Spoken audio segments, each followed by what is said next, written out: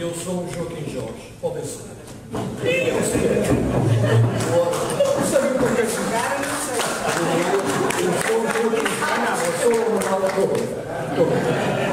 Obrigado por estarem aqui hoje comigo. Toda a gente dizia que a Manuela Moura Guedes não vem. É uma mulher de palavra.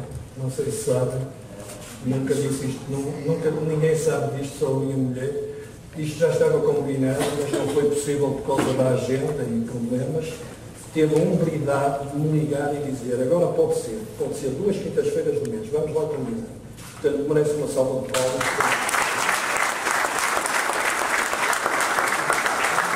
Agradeço a quem me acompanhou no jantar. Na sala está uma banca, podem se inscrever, não tem nada que pagar, ficam a saber tudo o que se vai fazendo, porque isto vai continuar a aquecer. Há tempo estipulado para falar, para o maior número de pessoas possam participar. Quem está aqui de novo, peço para não participarem logo, depois ficam logo com uma impressão mínima, porque eu corto a palavra. 2 minutos com direito a uma pergunta. Agradeço que respeitem o meu pedido. A Manuela vai falar de entrada o tempo que quiser, mas pedi 15 minutos. Depois eu faço umas perguntas e depois começamos o debate. Deve ser um prazer fazer perguntas. Estamos habituados sempre a ouvir. Não estamos na televisão, estamos a ouvir.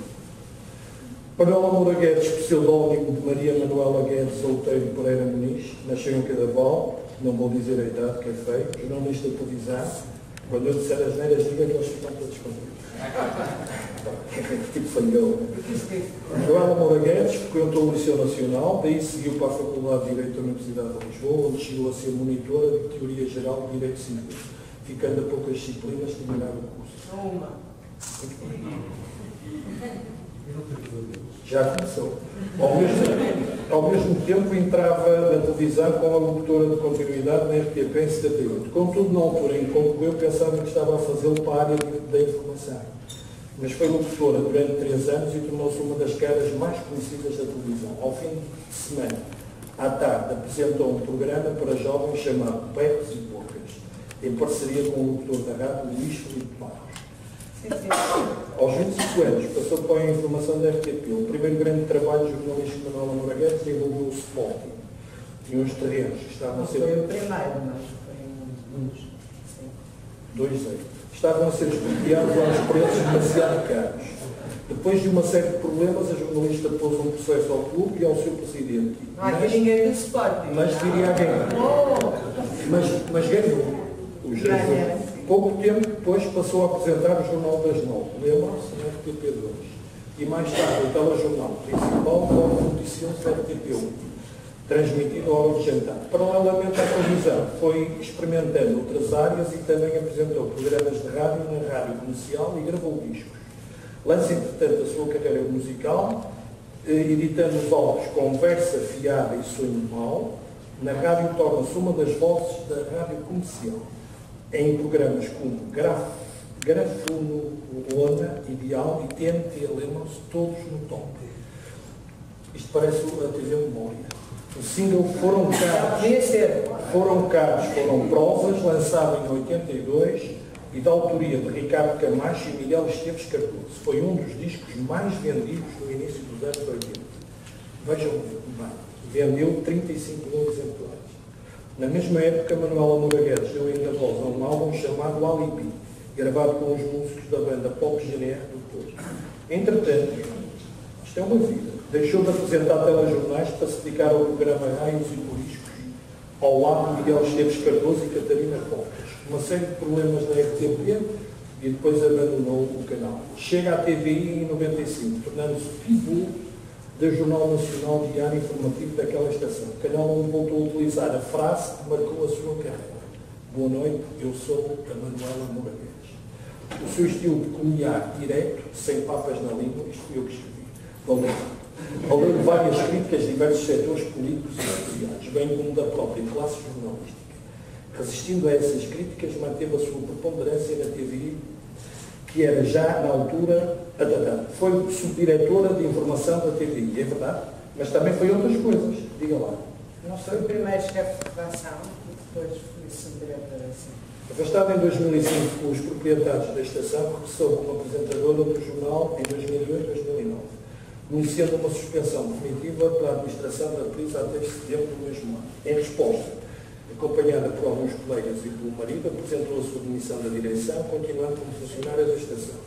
Depois de 4 anos sem fazer nada, estando em casa, regressa à televisão, aconteceu na RTP1, vocês sabem que é o concurso Quem Quer Ser Milionário, e participam do programa Barca do Inferno, que debate assuntos da atualidade, de forma irreverente, descontraída e por vezes provocadora. Agora esta parte é que eu mais gosto. Manuela acha que é incómodo. Ao longo da sua carreira tem tido provas disso. Sejam de direita, sejam de esquerda. Acha engraçado que só se fala de Sócrates, mas o jornal, na altura que fazia Nacional, foi o único a dar provas relevantes de investigação do caso Portugal. São processos escondidos, coisas futuras. Ao longo da sua carreira já apanhou Bloco Central, Cavaco, Guterres, Durões, Santanas. Diz, ninguém gosta de ser alvo deste tipo de notícias, mas quando estão no poder têm mais responsabilidades. Concordo completamente. Há uma coisa importante que eu percebia, é lá falar. A contestação, se tivéssemos cometido erros, mas não cometemos um único erro. Mas há um único desmentido, e não há um único desmentido das notícias que foram feitas. Sentiu-se um algo a abater pelas pessoas que incomodou. O primeiro-ministro, na altura, foi o mais óbvio. As coisas que José Sócrates disse sobre ela são tão claras que é claro que ele a queria abater. A Manuela não é uma jornalista consensual, felizmente, acho eu. Já nos tempos da RTP era assim. Uma vez na Universidade Católica fez um estudo sobre os pivôs portugueses. E ela não era indiferente para ninguém. Ou amam ou odeiam. A indiferença é a pior coisa que se pode ter em televisão. Eu posso-vos dizer que o meu filho tinha 10 anos, isso no jantar. E quando aparecia a Manuela Moura Guedes na televisão, ele tinha 10 anos, ele ia para o sofá e queria ver as notícias. Eu estou a dizer a verdade, está aqui a minha boneca. Queriam-me ver a mim e ao Batatune. Não? Não. Na televisão, nos jornais, em todos os órgãos de comunicação social, há jornalistas que se pagam, diz a Manuela, e passam-se, para não dizer outra palavra mais grotesca. Está aqui muito calor, porque eu não ligava o ar-condicionado. Diz que acha normal que um primeiro-ministro apresente uma iniciativa 5 vezes e que nenhum jornalista tenha a coragem de dizer que ele já apresentou aquilo 5 vezes. Nada. Porque essa gente é incapaz de perguntar, é incapaz de pensar. Já a convidaram para escrever. Sim, nesta onda avassaladora de prolifera que aí vai, que é que toda... Eu também acho. Há mais gente a fazer livros que a lê-los. Eu, por acaso, vou apresentar um livro, mas não é. Escreve-se muito sobre Manuela Moura Guedes, que é malcriada, que é arrogante, que é dada a depressões, está farta de fazer plásticas, diz que até sobre os seus reinos já escreveram. Mas escreve-se, diz ela, eu também acho, muita mentira. Não, ela diz agora, não acho que seja arrogante. Sou exigente e isso muitas vezes é confundido com arrogância.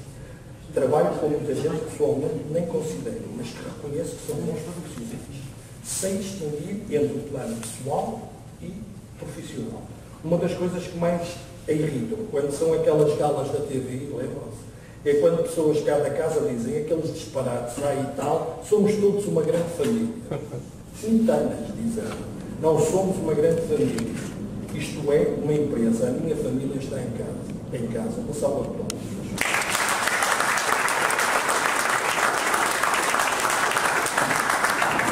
Não perceberam que eu pedi para bater palmas, estou cansado de falar. Vocês querem dar aqui um gancho? A ideia de que está farta de fazer plásticas foi um período muito negro da sua vida, mas foram quistos que teve que obrigaram a intervenções, tiveram infecções complicadas, tiveram de pôr um dreno, tiveram de abrir 2 vezes, e daí aquela questão do cabelo para a frente. Manuela Moura Guedes é mãe, 3 filhos, o José Maria, a Madalena e o Francisco, é casada com o José Eduardo Muniz.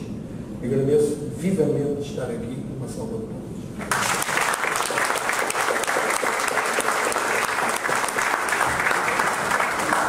Um trabalho. Bom, estava quase tudo certo. Boa noite. Há uma parte aí das variedíssimas coisas que fiz ao longo da minha vida, porque acho que as pessoas, se lhes é dada a oportunidade, devem explorar aquilo que gostam de fazer e se têm algum jeito, se têm gosto em algum setor, em alguma área, devem explorar isso mesmo. foi-me dada a oportunidade, por um convite, de ser deputada. Esqueceu-se disso. E durante uma sessão legislativa fui para a Assembleia, porque pensei muito nisso, porque um jornalista é assim um bocadinho complicado depois meter-se na política e depois como é que é? Depois como é que é o retorno? Mas pensei que seria uma experiência que me ficaria para sempre na cabeça se eu não a tentasse, se eu não a experimentasse. E foi essa uma das razões que me levou a experimentá-la, experimentei-a. Enquanto estive na Assembleia, fila mais como jornalista do que como política, porque eu, acima de tudo, é essa a minha paixão, é isso que sou jornalista, e enquanto lá estive foi assim que me portei. Aliás, fui como independente, agregada a um grupo parlamentar, e a condição em que me propus a ser, só nessa condição, foi que teria inteira liberdade de voto. Aliás, disseram-me com certeza, porque eu comecei por perguntar, mas porque é que me convida? Eu sou, e aliás, deviam saber isso, que eu sou completamente indisciplinada, eu não costumo obedecer, eu costumo contestar, e como é que vai ser quando eu não concordar com algum voto que seja de acordo com o partido. Eu não quero votar, e como é que vão fazer comigo? Não se preocupe, só há uma questão, eu devia ter desconfiado nessa altura, mas só há uma questão em que eu sou, isto era o presidente do partido, na altura Manuel Monteiro, em que isso eu faço questão, e eu pensei que era uma questão de consciência, daquelas que nos fazem ser como nós somos, aquelas coisas que nos fazem pensar sobre a vida, mas não. Era a questão dos ordenados dos políticos e das reformas, e eu disse, nisso não tenho qualquer problema. E, portanto, ficámos assim, e eu, durante a minha permanência na Assembleia, de facto, tive ocasião de votar em desacordo com o partido, ou seja, eu cheguei a votar com o PCP. Ou seja, havia um projeto de lei que era sobre a idade da reforma das mulheres, que era para estarem em 2 anos abaixo da idade da reforma dos homens, e eu achei que, dadas o pouco apoio que há, eu sou tudo menos feminista, mas, dado o pouco apoio que há às mulheres, e dado que elas têm normalmente a vida profissional e a vida familiar, com que se debaterem, dado que os homens ainda têm essa culturazinha em Portugal de que a maior parte do trabalho em casa é feito pelas mulheres, e que achei que o PCP tinha razão, e nessa sessão, quando foi chamado a votos, lá estava eu envergonhada, porque estava toda a gente a olhar para mim. Num lado da Assembleia da República estava o PCP de pé, e no outro lado estava eu, no grupo parlamentar do CDS, também de pé, sozinha, a votar com eles. Mas isto foi a tal experiência, e depois, como todos sabem, eu renunciei por razões do lado do partido, que aquilo parecia um saco de gatos, e voltei à minha profissão. Passado algum tempo voltei para a vida. E, de facto, a minha verdadeira paixão é o jornalismo. Não estou a exercê-lo. Desde 2009 que não o exerço, por razões também que já conhecem. Estávamos à beira de eleições e acharam que o jornal que eu editava, que coordenava e apresentava, podia ser um bocadinho prejudicial ao resultado das eleições. E de facto acabaram com ele, uma coisa que eu achava que era impensável em democracia. Mas achava ainda mais impensável que a classe jornalística não reagisse a isto, e que a opinião pública também não reagisse. essa foi a minha maior surpresa e foi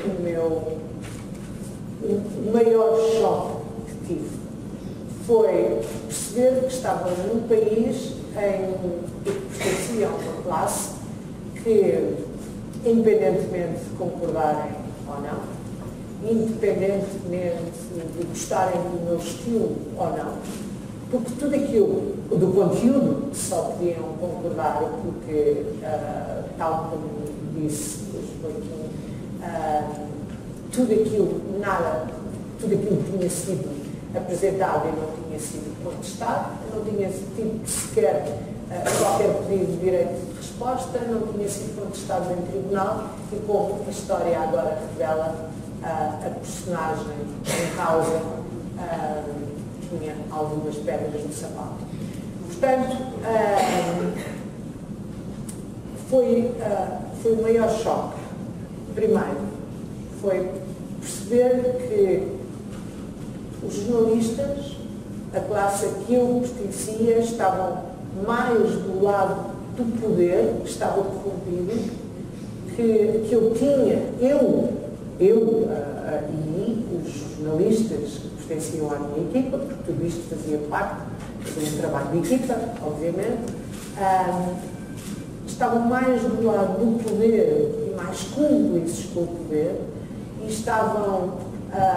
criticavam mais o trabalho que nós tínhamos feito de investigação sério, com provas, documentos, apresentados em televisão e não contestados.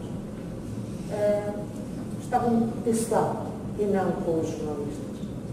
Depois, foi um choque de ver que tudo aquilo que tínhamos denunciado, tudo aquilo que tínhamos trazido a público não tinha servido de nada. No dia das eleições, foi perceber que a opinião pública queria mais. Não estava outra vez. Queria mais do mesmo. E aquilo para mim foi outro choque. Não tinha servido de nada, de ter denunciado tudo. Eu tinha percebido qual era a razão dos jornalistas.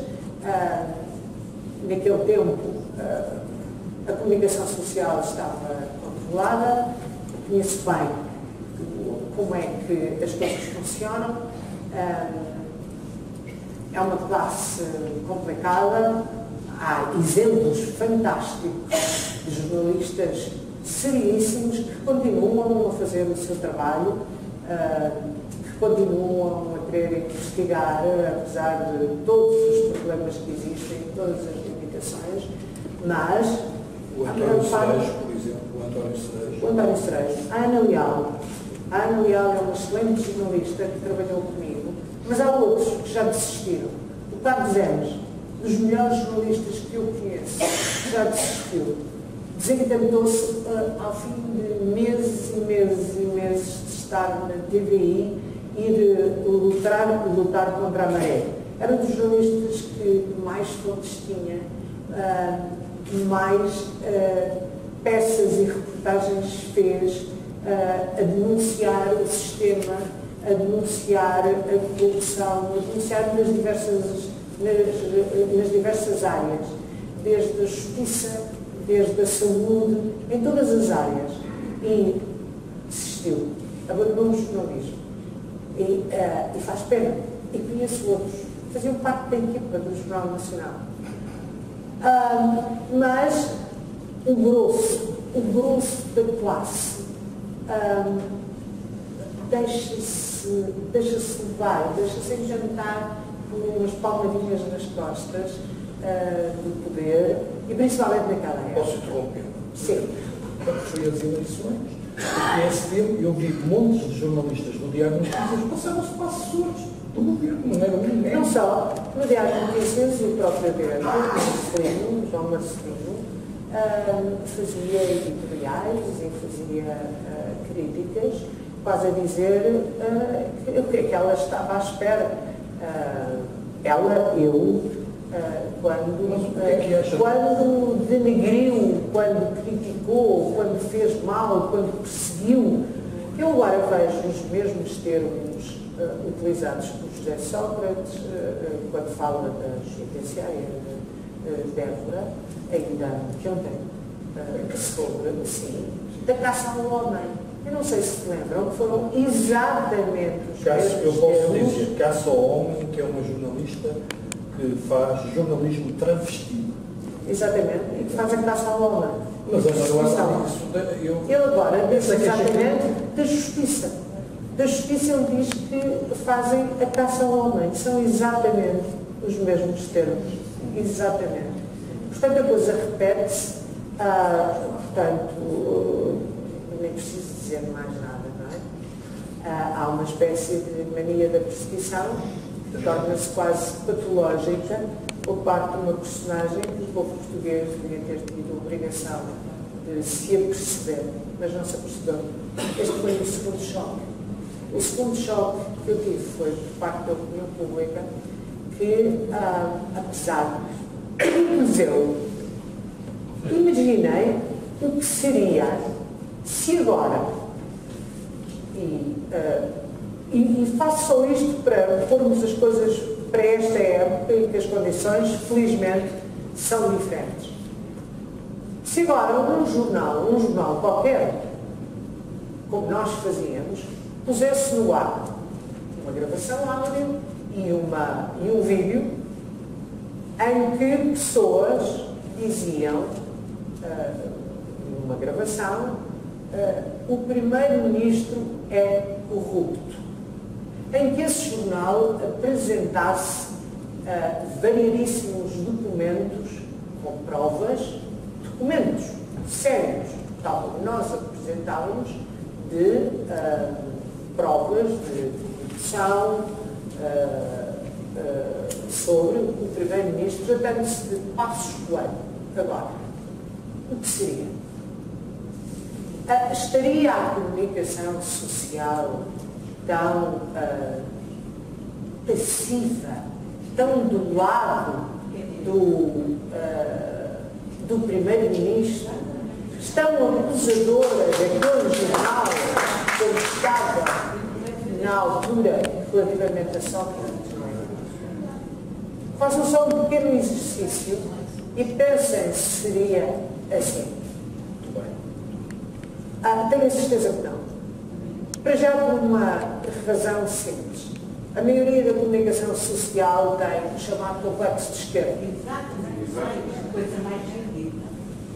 É uma coisa que nasceu com o 25 de Abril. Não se percebe bem porquê, porque acham que é a esquerda detentora dos valores da liberdade, dos valores que defendem os pobres, os desfavorecidos, e portanto têm que ser de esquerda. E depois porque fica bem.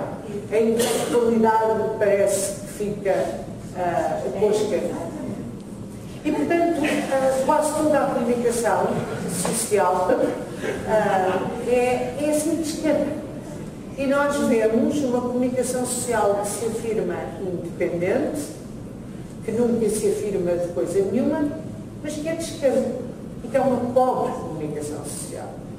E que, portanto, à partida está sempre do lado de um governo que seja de esquerda. E, portanto, qualquer governo que seja de centro ou de centro-direita está, à partida, condenado pela maioria da comunicação social. Portanto, à partida, o Partido Socialista está sempre a ganhar com isto. Sempre. O Partido Socialista ou qualquer força política que seja de esquerda. Nós reparámos, por exemplo, quando foi... desculpe. Eu estou a gostar. Quando foi agora das eleições na Grécia, como foi o pobre do José Rodrigues dos Santos, que relatou, e que é um excelente jornalista, que relatou pura e simplesmente aquilo que estava a ver, que se documentou, foi quase linchado porque não classificava a sociedade e a Grécia, e nomeadamente a cidade de Atenas, como a vivência de um drama e de uma tragédia e não relatava a verdade, que é, como nós depois viemos a verificar, de todos os males e de todas as causas que levaram a Grécia a esta situação, independentemente da austeridade também ter feito com que, mas a austeridade também feito que nós também sofremos. Bom, mas isto para classificar, eu já falei demais, não foi? Mas para classificar não só a comunicação social e a opinião pública, os portugueses em geral, que qual eu tive foi a minha epifania, mais ou menos, há 6 anos atrás, foi um choque, foi difícil de recuperar, confesso que me fez ver as coisas de uma forma diferente. Eu até acho que eu era a melhor pessoa. Acho que me preocupava bastante mais com as coisas do que passei a preocupar-me, confesso mesmo, porque passei a ver as coisas na perspectiva também da forma como os outros a veem. Porque viviam um bocado não é bem assim, mas vivia um bocado na ingenuidade de tem que acudir. E depois aquilo foi um processo muito complicado, mas eu já falei demais. E gostava imenso, se tivessem perguntas a fazer.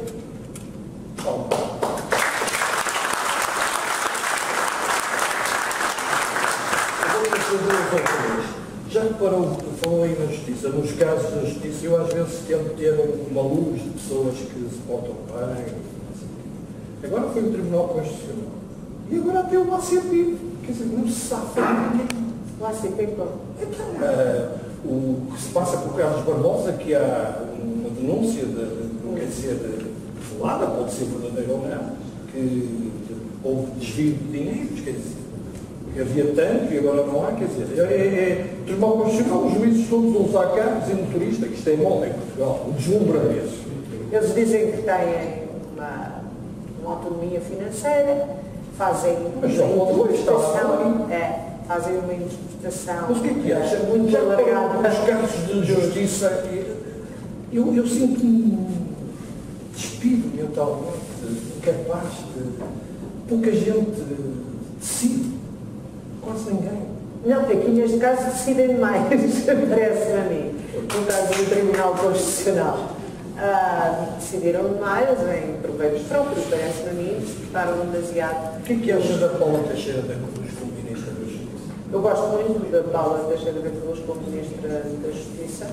Acho que foi bastante injustiçada no caso de sítios.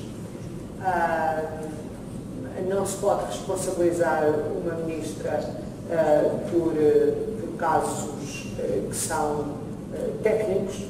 Não se pode responsabilizar uma Ministra que tem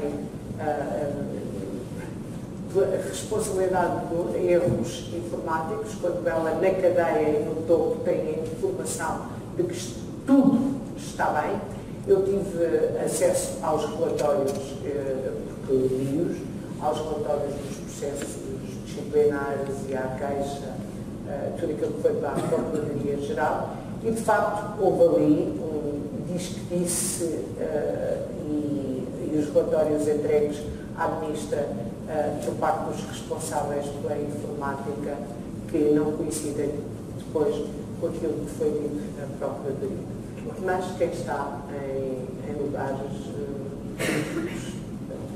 isso pode haver em um lugar com a justiça. A rede informática ter um colapso. Isso acontece. Não é culpa do direito ao abuso.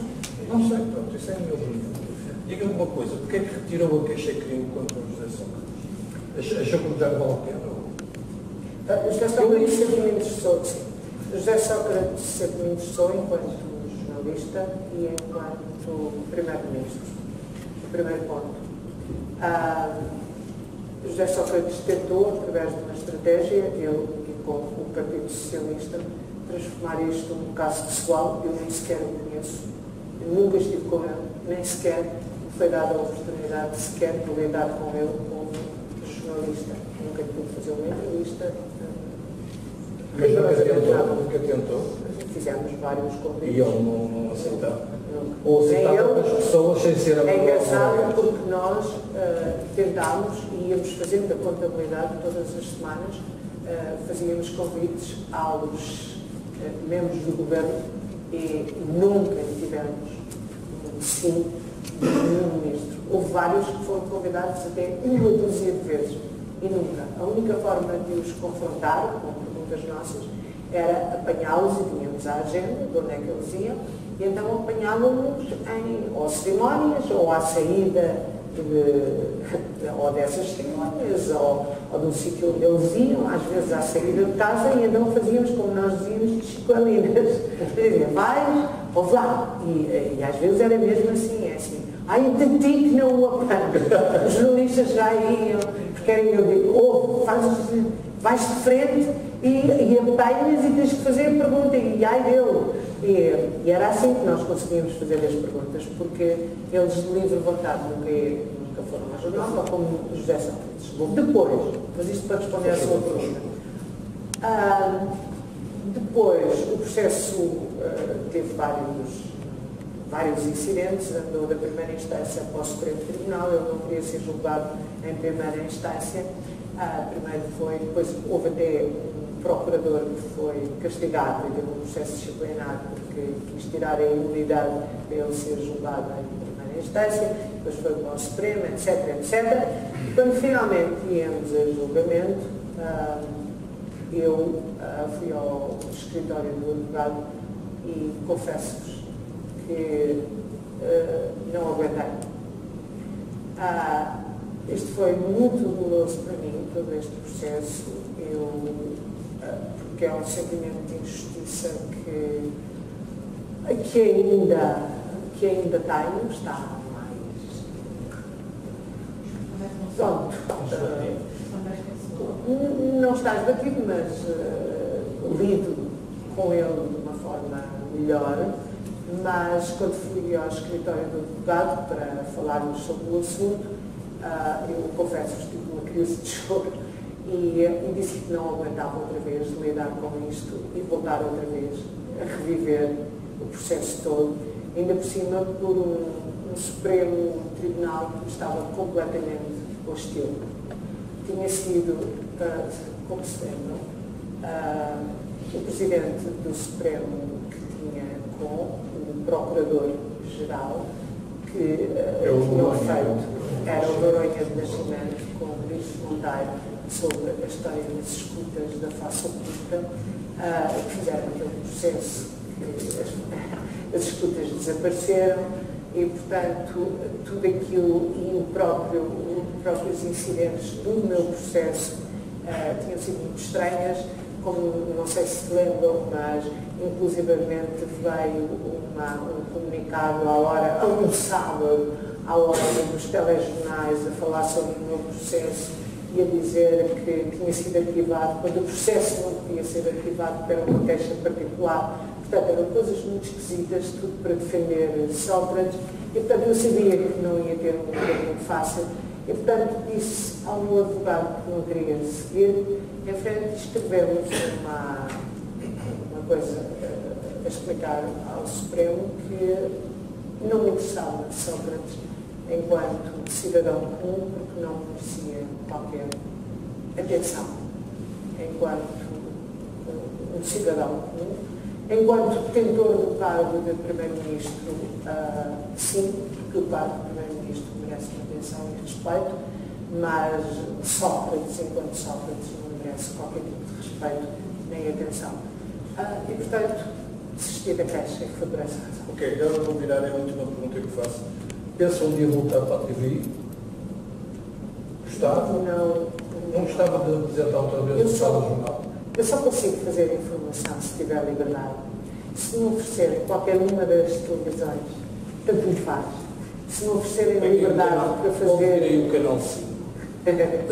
Se me oferecerem a liberdade e as mesmas condições para fazer o jornal tal como eu fazia, sim, claro que sim. Muito bem. Vamos lá então, está aberto o próprio, é uma oportunidade única de fazermos perguntinhas. Quem é que quer falar? Fantástico. Diga lá. Você hoje está super... Está aqui uma pessoa que gosta. Diga lá. Adora, não gosta, adora. O que fez para estar aqui hoje? Diga lá. Verdade. Diga lá. Muito obrigada. É verdade. E eu gosto de pessoas assim, sabe? Já sempre melhor para a gente. Olha, o micrófono está a funcionar. Então uma boa encontrar. Quando eu gosto, se calhar. Eu gosto de pessoas assim. Gosto muito, tenho muito poucas.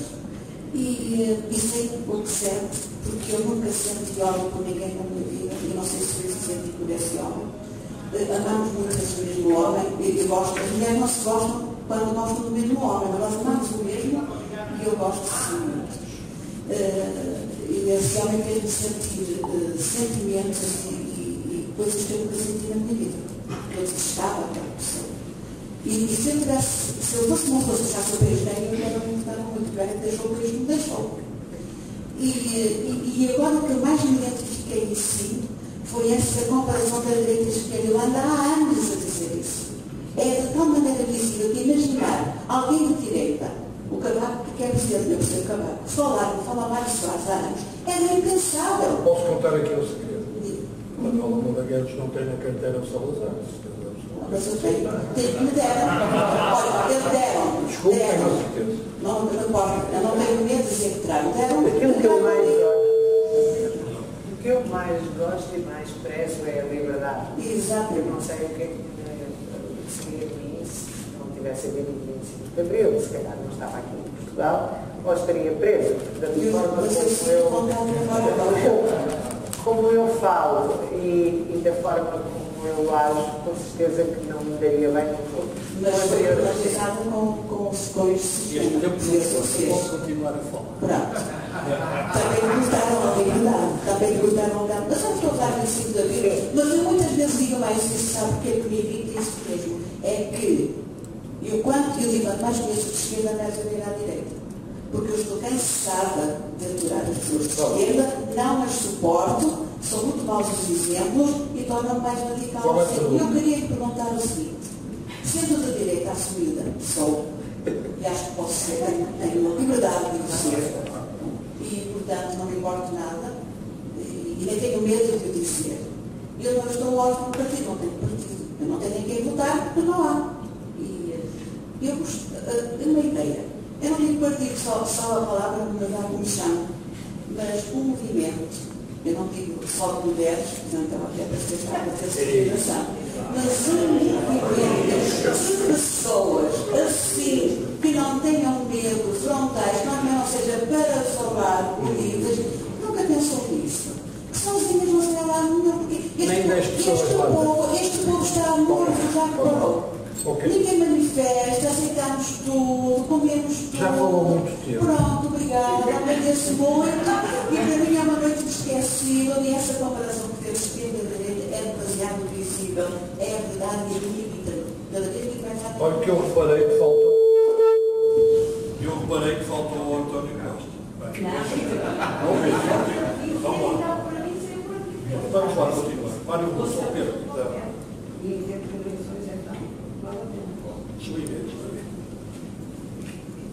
Já chegou, vamos lá, para o direito. A pergunta que eu a imprensa, já houve um colega seu que disse que a imprensa conseguia fabricar um presidente da República.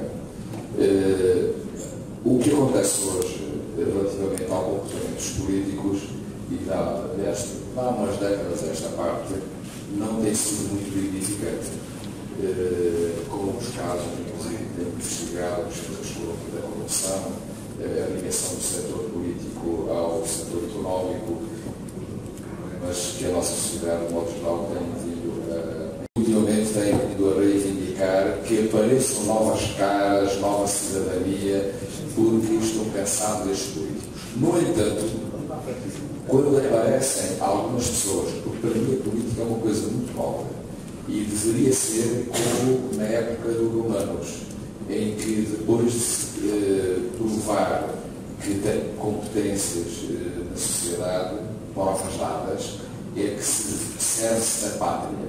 Mas hoje não começam logo pequenininhos, nos jovens e para vão por aí assim, é uma universidade que existe.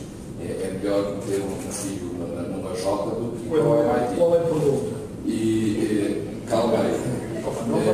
O que se passa é que é um presidente que está farto dos políticos quando aparece algum movimento ou alguém que se predispõe a tentar dar uma pedrada no charco, é logo trucidada. E está a acontecer isso com toda essa Sampaio Nova. E a imprensa é a primeira a estar a querer afundar alguém porque é desconhecido. É logo, isto é dar o caminho, o tapete vermelho para o Marcelo Rebelo de Sousa e companhia. O que é que a imprensa faz esse tipo de jogo?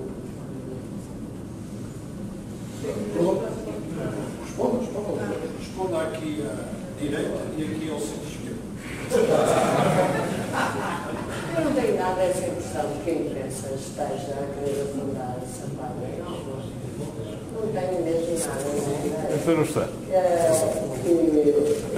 Nem sei que órgãos de comunicação é que onde tenho essa impressão de que estejam a querer. Acho que ela tem tido muita visibilidade, tem estado a dar voz, tem estado a dar a publicitar o currículo de homem académico, intelectual, etc.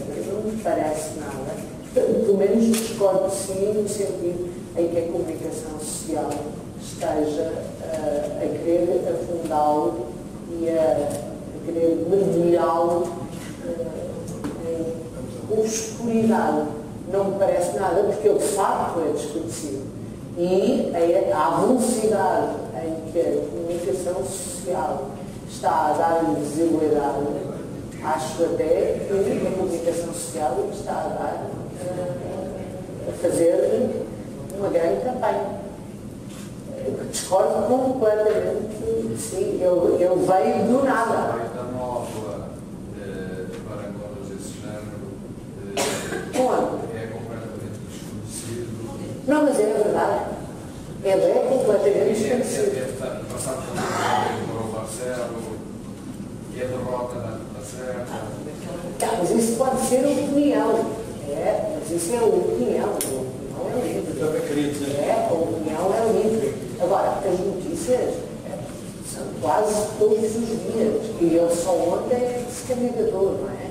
Calma, e ele, de ainda facto, não tem a era um certidão de assinatura. E ele anunciou a sua candidatura, não é? E ele, de facto, era um desconhecido, não é? Agora, a opinião... Agora, quanto à comunicação social, não tenho a mesma opinião. Aqui, vamos aqui a Cecília Oliveira. Movimentos. Os movimentos são... Portugal é um país muito complicado, por alguma razão. Portugal ainda não teve aqueles movimentos que os outros países tiveram, não é? Seja de esquerda, seja de direita. Portugal está assim, continua como tem sido há muitos anos. As pessoas, para se manifestarem, demoram muito tempo. Começaram a manifestar-se há 3, 4 anos. Começaram e foi agora. E ficam muito contentes quando vão para a rua cantar e sentem têm um dever cumprido. E manifestam-se normalmente por coisas que lhes dizem respeito. Quando dizem respeito ao seu universo muito pessoal, porque as pessoas os portugueses não vão para a rua, nem se dão ao trabalho de irem para a rua manifestar-se. Lembra-se aquele seguinte, eu também fui para a rua. Sobre o quê? Eu vi a classe média sobre aquilo da estrada. TSU? E não, também foi isso, foi um propósito, mas eu como funcionário público é independente. As pessoas agora... Claro, e isso não é o seu universo. Então, claro, é isso que eu estou a falar. As pessoas manifestam-se por aquilo que normalmente pelo dinheiro que perdem, ou porque querem ganhar mais. Mas não se manifestam por qualquer valor. Não se manifestam por um valor da sociedade. Não se manifestam por valores civilizacionais. Não se manifestam por... que as pessoas hoje estão aqui não é por dinheiro, é por valores e por... Está bem, então falar de manifestações de rua, de massa, as pessoas podem se reunir, mas os portugueses são muito difíceis para se reunirem, para lutarem, seja o que for, tem que concordar. Isto tem muito a ver, penso eu, com os povos do Sul, mas principalmente com Portugal. É uma coisa, e os espanhóis, por exemplo, manifestam-se bastante mais do que nós, e nós somos infelizmente. E tem mais algum problema? Bom, eu queria dizer uma coisa, sabes que não tens estado em Portugal.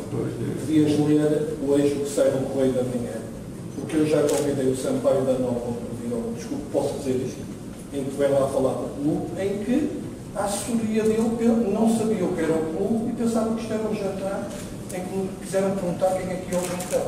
Bem, então começa mal, uma pessoa quer ser candidata a toda a gente. Eu nem sei como é que essa notícia saiu, fiquei todo feliz, então, desculpa lá, mas toda a gente tem que saber, candidata a Presidente da República, o que eu vou descansar. Não sou muito mal, mas faz favor. O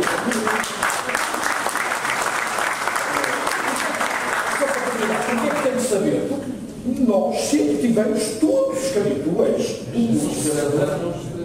Trabalho cívico. Claro. E tu és o número 2, tens que estar atento a isso. Tu és o meu número 2, ou o número 1 linha. Vá lá, estou obrigado. Faz favor.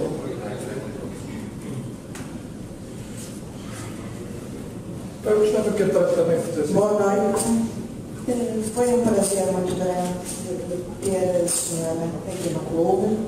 É uma pessoa que gosto e acho que são pessoas assim que realmente nos interessam. Eu, muito sinceramente, fui uma lutadora pelo 25 de Abril, pela liberdade. Hoje estou um bocadinho desconsolada. É que eu tenho desconsolada pela falta de liberdade. Isto está-se a ver inclusivamente hoje aqui. É que nós temos aqui sempre imensas televisões e hoje não estão cá. Porquê? Porque não houve liberdade. Porque não querem que seja projetado aquilo que a senhora disse aqui. As verdades que a senhora disse. Por isso, é importante que eu consigo pôr isto viva à internet. Exato, e eu partilho. Isso pode crer. Mas realmente não há liberdade de expressão. É-nos negado. Acho que estamos a ir por um caminho salazar, em que não se podia falar, e aqui é a mesma coisa, porque as verdades não se podem ser ditas. E agora, Dona Manuela, queria fazer só esta pergunta. Não acha que os portugueses deviam saber toda a verdade? É que nós não sabemos toda a verdade. Muito bem. Vamos buscar de um lado, buscar do outro, não sabemos. Ok. Muito bem.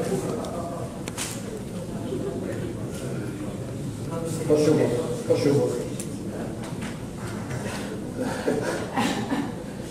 Pois? Mas o que é que eu diga? Eu há bocado falei sobre isso, não é? Mas têm que ser os portugueses a lutar por isso. Isto é uma pescadinha de rabo na boca.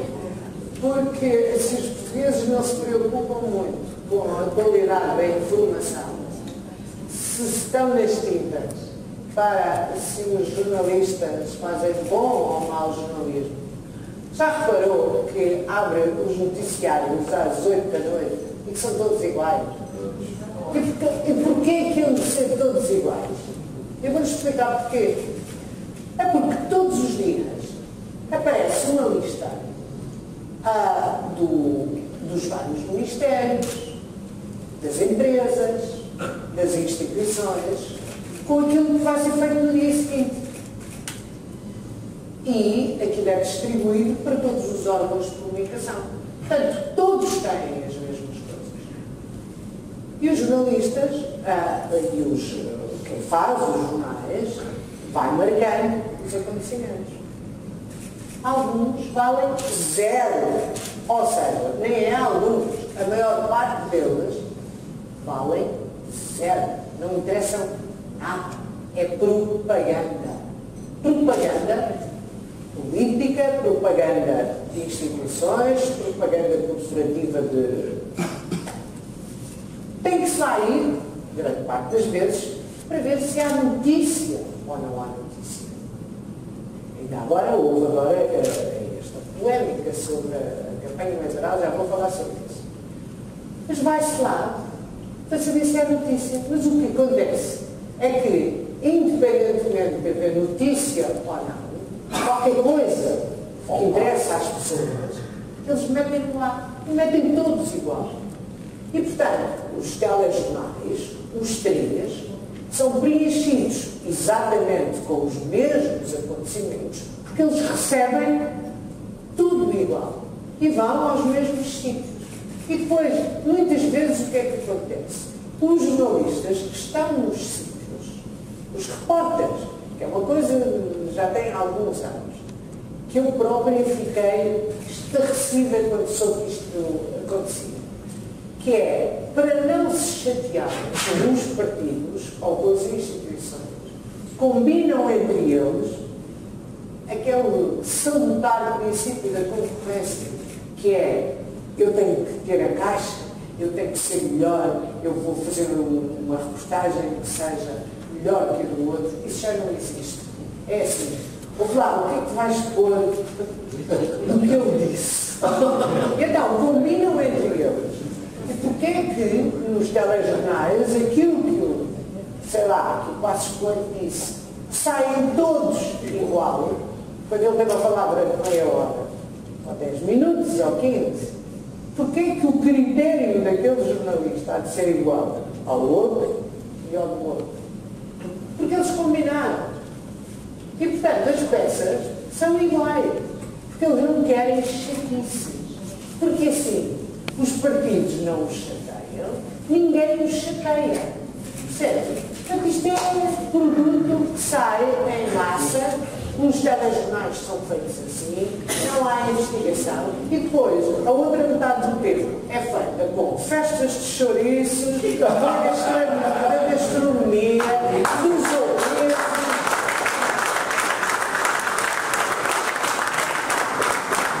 Do restaurante não sei quantos que é tão bom no Algarve, do chefe não sei quantos que agora tem 3 estrelas de Michelin e coisas do género. Ou de como é que se faz o pão em freixo de espada à cinta. É assim que se fazem os jornais.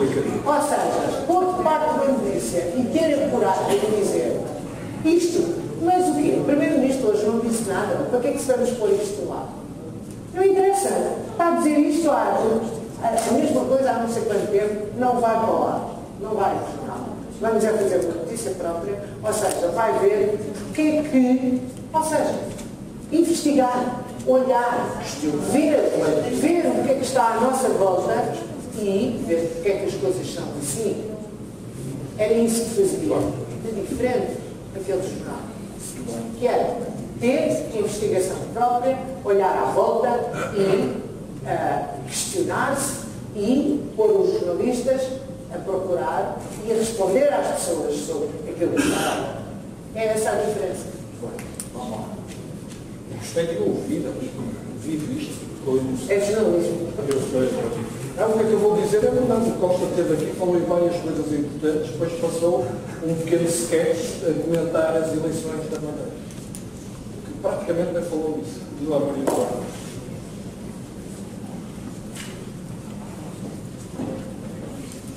Boa noite, Manuela. Gosto imenso do seu trabalho e tenho imensa pena de que não estejam a fazer aquilo que também sabe fazer.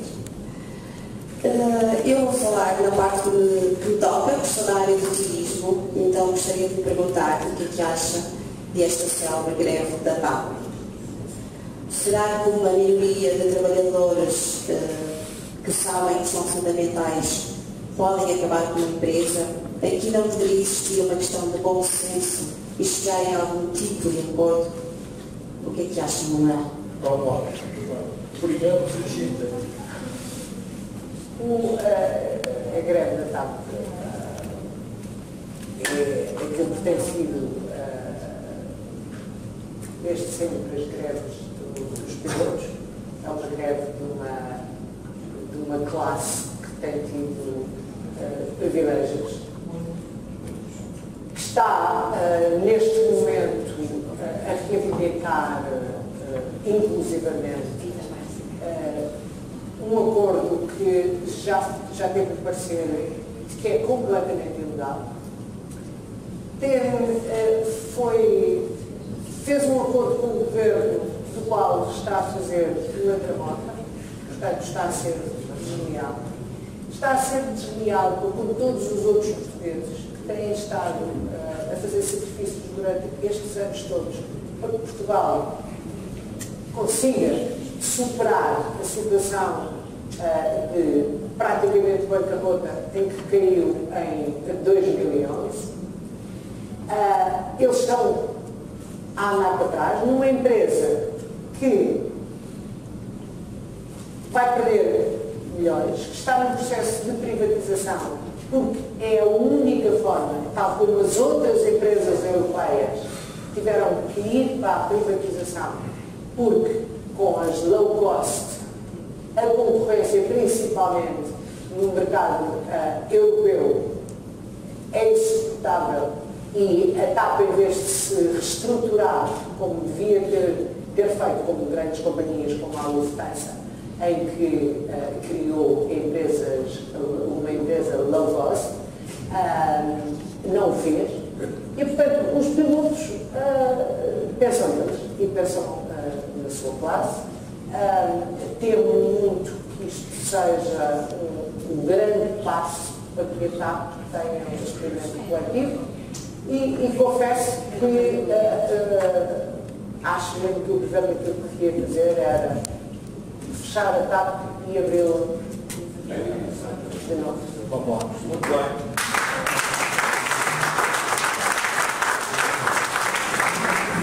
Paulo Rebelo. Hoje falas no jantar, aqui. Não pareces muito porque agora entraste. Boa noite, Barão. Tenho ideia que de 2011 para a frente não está cortada a liberdade de imprensa que esteve naqueles anos de ser abolição. Aquilo que eu lhe pergunto é relativamente a esta questão do acompanhamento dos jornalistas para as próximas legislativas. Se nós não estamos a regredir relativamente à liberdade de imprensa e à liberdade que os jornalistas têm para fazer a cobertura das legislativas. É mais uma vez o grande problema. Eu acho que todos deixaram. É impensável. Muitos de nós lembramos do que foi 1975. Portanto, uma lei de 1975 tem que se enquadrar naquela altura. A campanha eleitoral e a cobertura da campanha eleitoral é regida atualmente por uma lei de 1975, quando a maior parte do povo nem sabia sequer o que eram partidos políticos. Era preciso andar-nos a dizer o que eram partidos políticos, o que era a democracia, porque grande parte do povo português que ia votar não sabia o que era democracia, não sabia o que era votar, não sabia como é que as coisas funcionavam. Portanto, é normal que nessa altura houvesse uma lei que tivesse especiais cuidados para uma cobertura de uma campanha eleitoral. Agora, passaram 40 anos sobre isto.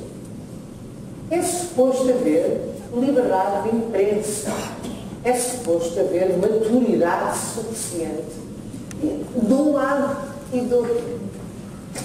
E é preciso distinguir entre aquilo que é propaganda política e aquilo que é notícia. E ainda ninguém conseguiu distinguir entre uma coisa e outra. Nem os próprios jornalistas. Porque, se repararam, o que eles se têm insurgido sempre é com a questão do assentimento e do acordo prévio de o que é que vão fazer na cobertura. Quando o que está mal é sequer haver uma obrigatoriedade de fazer a campanha eleitoral. O que há é tempos de antena. Isso sim tem que ser regulado pela lei, tem que haver tempos iguais para este e para aquele, e isso, pronto, isso é propaganda. E isso é a forma que todos os partidos têm de se dar a conhecer ao povo português. Agora, a informação, a comunicação social, essa, o critério só pode ser jornalístico. É tal coisa, é um dar notícia. Podem estar em cima dos candidatos, podem estar em cima dos partidos, e devem estar. Agora, tem que ser do juízo dos jornalistas e dos editores saber se aquilo é notícia ou não, se aquilo vale a pena pôr no ar, se aquilo... Desculpe, doutor, já reparou que há imensos candidatos a Presidente da República e parece que tem que se falar dele e ele não diz nada. Absolutamente nada. E há outra coisa, que é, parece que se tem que distribuir isso que está a dizer, a ideia que eu tenho de fora, igual por todos, mas só os da primeira divisão. Há um partido que pode aparecer ou alguém com boas ideias e não tem oportunidade. Veja-se. Também não é uma questão de oportunidade. É se tem interesse ou não tem interesse, do ponto de vista da notícia. Mas eu já ouvi, antigamente havia pessoas que diziam coisas com interesse e não passavam. Não eram partidos, estavam representados na Assembleia da República. Isso é um critério que eu não entendo. Não se dá oportunidade a outros poderem isso. Mas agora repare, há tanta gente com interesse e de qual nós não temos conhecimento. Se formos ver isso, é verdade. Tanta gente com interesse, vocês têm comunicação social, sim, não pode saber, não é? Agora, o critério é que não pode ser o de uma regulação do lei, porque isso é a antítese do jornalismo. É a antítese do jornalismo. Não pode haver uma lei a dizer agora tem que fazer isto, aquilo e aquilo.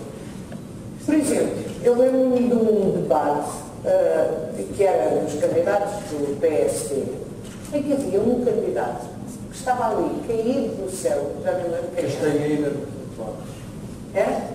Acho que sim. Que agora é candidato a Presidente da República, veja bem. Pois, sim, é um advogado, não é? E eu disse, o que é que esta criatura, o que é que eu tenho para falar com ele? E era que eu disse, não vou fazer pergunta nenhuma, vou dizer, olha, não, tens de fazer exatamente o mesmo tempo para os outros. Eu disse, mas as pessoas estão-se nas tintas para ele, nem ele tem qualquer hipótese de qual é o interesse jornalístico de... Percebem o que eu estou a dizer? É assim, não, mas tem que ser assim. Mas porquê? Tivemos uma discussão tremenda porque tinha que ser assim. E ele próprio dizia, você vai-me dar ao mesmo tempo que aos outros. E eu disse, olha, nem sei o que é que vou falar consigo, vou fazer as mesmas perguntas do que faço aos outros. Eu estava feliz, claro, mas ele próprio achava a coisa um bocado estranha. Vamos lá. Quem é que seja falar? Aquele senhor ali ao fundo.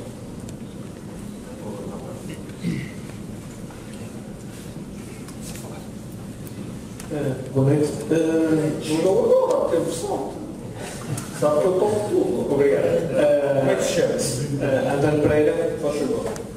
Só gostava de interpelar a nossa convidada só pelo seguinte. Ao falar nesta lei de regular, se é que eu percebi, o tempo de notícia aos candidatos, isso não será uma forma de proteger esses candidatos com menor visibilidade, terem as mesmas possibilidades de se exporem e de expor as suas ideias? Primeira parte da questão. Segunda parte, isso será uma forma de combater a dependência do jornalismo dos interesses económicos, porque terão alguma influências por trás, forma de manipular os dos canais de comunicação. Muito bem. O que é que és? Não tem a ver com isso. Não. O único interesse que têm quando querem regular isto é dar um tempo para cada um, ou seja, substituir aquilo que é os chamados tempos de antena, fazer exatamente a mesma coisa para os jornalistas. Porque acaba por acontecer a mesma coisa, mesmo que isso que me está a falar, mesmo que alguma empresa queira ter um candidato, acaba por ter, se houver os pequeninos a falarem também, percebe o que eu digo? Acaba sempre por ter, se quiser ter alguém ou proteger alguém, como acontece lá fora, nós não temos uma tradição da comunicação social ser dirigida ou ser classificada politicamente, não é? Na América, em Espanha, há comunicação social de esquerda, há de direita, e portanto, então na América sabe-se mesmo quem são aqueles os órgãos de comunicação que estão a favor da publicação, sim, e que são a favor deste ou daquele candidato, não é? Aqui não, aqui é tudo independente. Aqui é sempre tudo, é tudo neutro, tudo imparcial, tudo. Mas falou aí numa coisa que eu gostei imenso, é que isto da campanha eleitoral é uma verdadeira. O que é isso da pré-campanha? Eu acho que devia haver um tempo limitado e fora disso zero. Já viu a pré-campanha eleitoral? Onde é que está escrito pré-campanha eleitoral? Há pessoas que estão em pré-campanha ou não é? Já viu a quantidade de presidentes da República? 13 salvos. E ainda não chegámos às legislativas. Vamos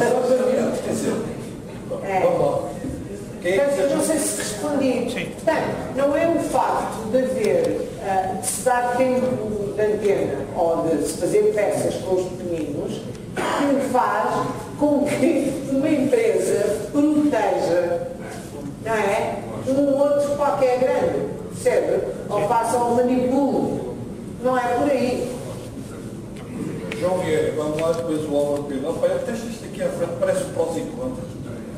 Dona não, eu gostava que me explicasse uma coisa. E penso que estará de acordo comigo que o jornalismo é um produto de consumo.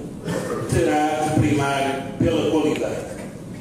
Então eu pergunto, será que os jornalistas não têm qualidade no que concerne à capacidade analítica, politicamente falando? É que, digamos que os grandes analistas políticos não são jornalistas, são políticos. E há bem pouco tempo, o Dr. Carlos Magno disse aos políticos a política, aos jornalistas o jornalismo. Não acha que isto é um atestado de menoridade aos jornalistas portugueses, que os há tão bons como disse, e que é preciso recorrer a políticos ou ex-políticos para fazer análise? Muito bem. Vamos lá. Vou dizer, só, pelo menos dos países assim, mais visíveis, na Europa e na América, só mesmo Portugal é que tem comentadores políticos. Não é costume. E felizmente, na RTP, agora o novo diretor de informação quer acabar com isso, na RTP, que é acabar com os comentadores políticos.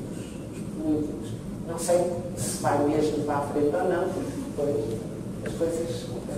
mas anunciou isso e eu espero bem, que é um jornalista sério, trabalhei com ele no Jornal das 9, e ele veio ter muitos anos em Paris e, portanto, deve ter ficado... É o Dentinho, é o Paulo Dentinho. E deve ter ficado cabelos em pé quando chegou aqui e viu que era, como digo, tudo comentadores políticos, porque à partida, quando se olha para eles, é assim, a coisa está distorcida logo. que eles têm que puxar sempre a brasa da sua sardinha. E não só isso, ex-políticos, parece que jarrões que não sabem onde é que se há de pôr e estão a comer na fome e estão ali. Portanto, dá em Portugal uma política em ser ex-qualquer. Faz favor, vamos lá. Muito boa noite. É um prazer vê-la aqui no Porto, provavelmente em Vila Nova de Gaia.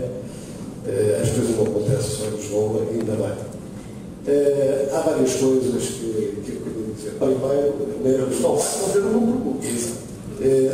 se uma vez numa exposição da Espanhol, filho de modo do seu marido, jovem, era uma rapariga bonita. Não há dúvida. Agora, eu queria ver os 30 anos, talvez. Naturalmente, quando foi que o CDS escolheu para ser deputado independente, olharam para isso. Se calhar disse, o deve haver é perder um voto numa votação na Assembleia e o ganho para o Estado vale a pena para apostar na Manuela Moragues. Isto é um comentário, naturalmente. Eu não percebi. Não ouvi. Eu juro que percebeu. Não ouvi. Sabe, isto está certo, já me faz assim. Álvaro, o micro tem que estar próximo da sua voz. Estamos num clube dos pensadores, não no Rotary Clube de Santos.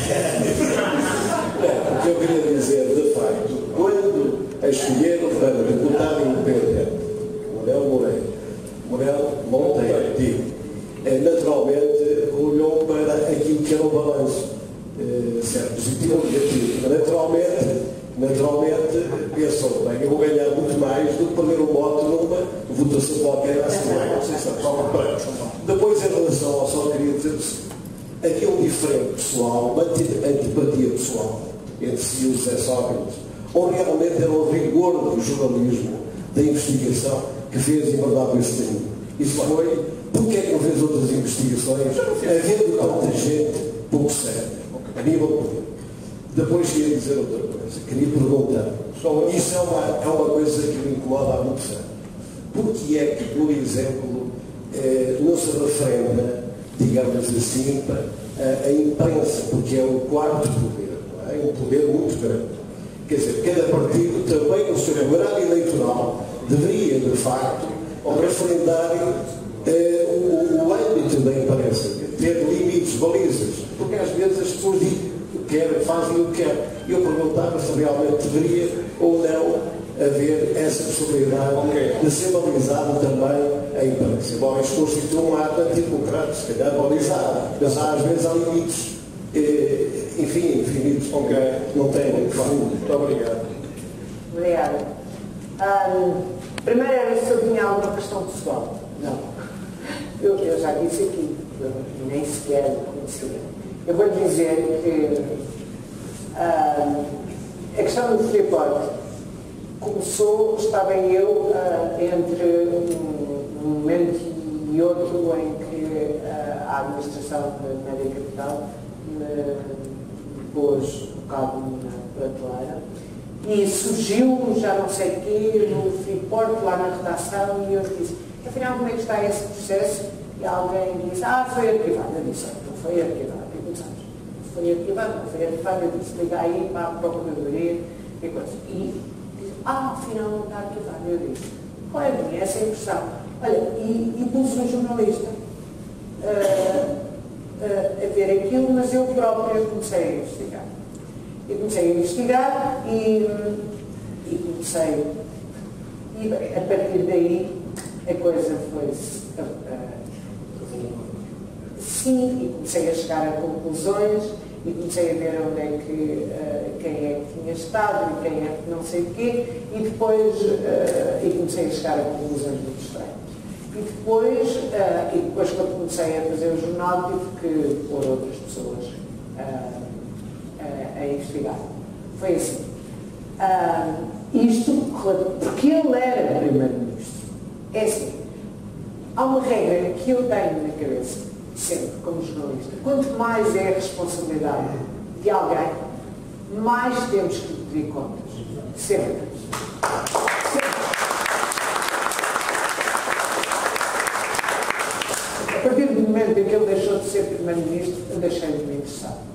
Aliás, sempre fiz isto em relação a todos.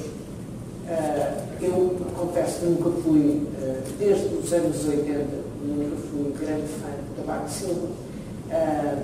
Quando toda a gente andava aos pulinhos com o Cavaco Silva, e também fui posta na prateleira foi o Marcos Mendes que me pôs na prateleira, na RTP, e está a ver, eu nunca tive nenhuma questão pessoal com ele, mas foi proibida vir a Belém fazer perguntas quando ele ia lá todas as quintas-feiras ao Mário Soares.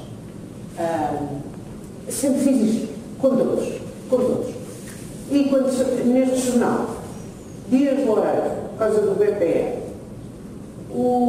aquele do CDS, Portugal, o que andou comigo, que deixou-me de falar, Nobre Guedes, metemos as escutas no ar, as escutas, com Abel Pinheiro, os tipos do GES, do BES, do grupo, Abel Pinheiro, Paulo Portas, tudo, temos isto tudo no ar. Tivemos um protesto, claro, do Ricardo Salgado e do coisa era, nós se calhar podemos falar em BES e era GES. E eles, era este o grande protesto que tinham feito sobre aquilo. Portanto, nós fizemos as investigações que tínhamos que fazer. Eu a próxima que ia fazer era sobre o submarino. Agora, eu não tenho culpa, nem tive culpa, de cada vez que nós íamos fazer qualquer coisa com aparecia-me Sócrates. A Cova da Beira. Era a Cova da Beira, era as casinhas da guarda, era a licenciatura, depois foi a face oculta, era a Casa da Brancã, era a herança. Nós chegámos nas reuniões a dizer, não podemos pôr. Eu cheguei a dar peças, lembro-me de uma, ao Expresso, e eles chegaram a pôr em primeira página, porque nós chegámos a dizer, já não a dizer, porque nós dizíamos que fazíamos perseguição, claro. Porque as coisas eram tantas que íamos, assim. Que eu tenho de perceber, não é? Eu não tinha culpa. Agora, ao do referendo. Como é que se faz agora a comunicação social? Estou privada, não posso fazer. Como? Da privada, mas na RTP. Mas o referendo para quê? Os limites, mas isso está na lei. Nós temos um código deontológico, nós temos uma lei de imprensa, mas quais limites? Pode haver qualquer pessoa que se sinta usada numa notícia mete-nos em tribunal. E esses processos têm urgência, têm um prazo mais acelerado que os outros. Meus senhores, foi um prazer, são 11 horas. Tem que ser. Muito obrigada, eu aqui agradeço. Desculpa. Eu já estava entusiasmada.